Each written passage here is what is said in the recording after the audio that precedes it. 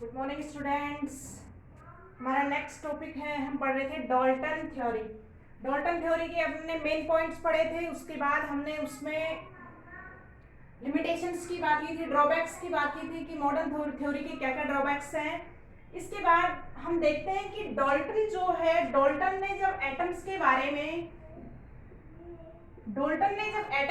में बताया, उसके बाद बहुत सारे क्या है, उसके ड्रॉबैक्स आने के बाद बहुत सारे साइंटिस्ट ने और उस पर डिस्कवरी की, जैसे like to J Thomson model आया, नील्स बोर मॉडल आया, रदरफोर्ड मॉडल आया। तो इन सब ने क्या किए, बहुत सारे क्या दिए और पॉइंट्स दिए किसके बारे में, डाल्टन थ्योरी के बारे में। तो मेन कुछ मॉडिफिकेशंस करने के बाद न्यू डाल्टन थ्योरी आई। तो main modifications of the Dalton theory are, हम पढ़ेंगे इसमें। फर्स्ट मॉडिफिकेशन क्या है देखिएगा, फर्स्ट है आपका, फर्स्ट पॉइंट आया इसमें मॉडिफिकेशन में कि atom is invisible. Atom is invisible but it is made up of, इसके बारे में बता दिया, it is made up of smallest particle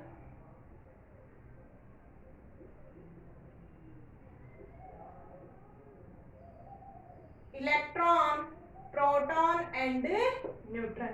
कि एटम जो है आगे डिवाइड हो सकता है और किससे बना हुआ है, इलेक्ट्रॉन, न्यूट्रॉन और जे थॉमसन मॉडल ने सबसे पहले इसके बारे में बताया कि आपका जो पॉजिटिव पार्ट है वो कहाँ है, सेंटर में है, और इलेक्ट्रॉन क्या करते हैं, उसके चारों तरफ सर्कुलर पाथ में क्या लगाते हैं, चक्र लगाते हैं।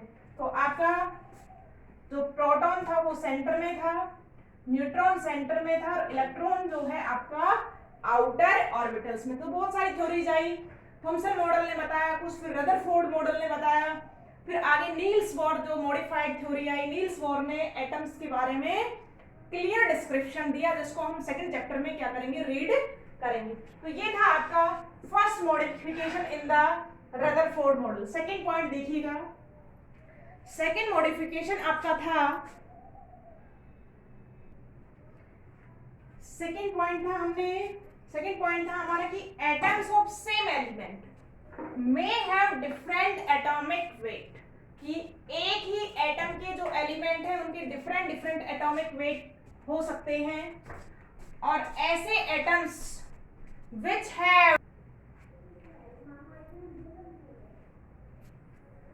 Atoms of same element have different atomic weight, और ऐसे एटम्स जिनका एटॉमिक नंबर सेम था बट एटॉमिक वेट क्या था आपका, डिफरेंट था, क्या कहलाए आपस में, आइसोटॉप्स। फॉर एग्जांपल देखिएगा, हाइड्रोजन के कितने आइसोटॉप्स प्रेजेंट है, 3, 1H1, 1H2 एंड 1H3।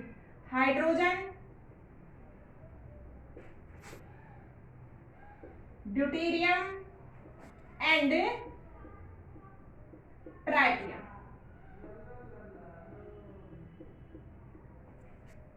तो ये आगे डिस्क्रिप्शन आया। नेक्स्ट पॉइंट था, एटम ऑफ डिफरेंट एलिमेंट में हैव वन और मोर डिफरेंट प्रॉपर्टीज या सिमिलर प्रॉपर्टीज।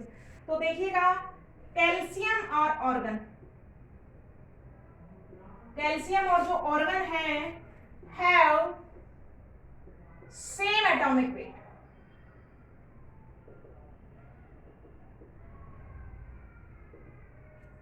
और वो कितना था आपका, 40 AMU था।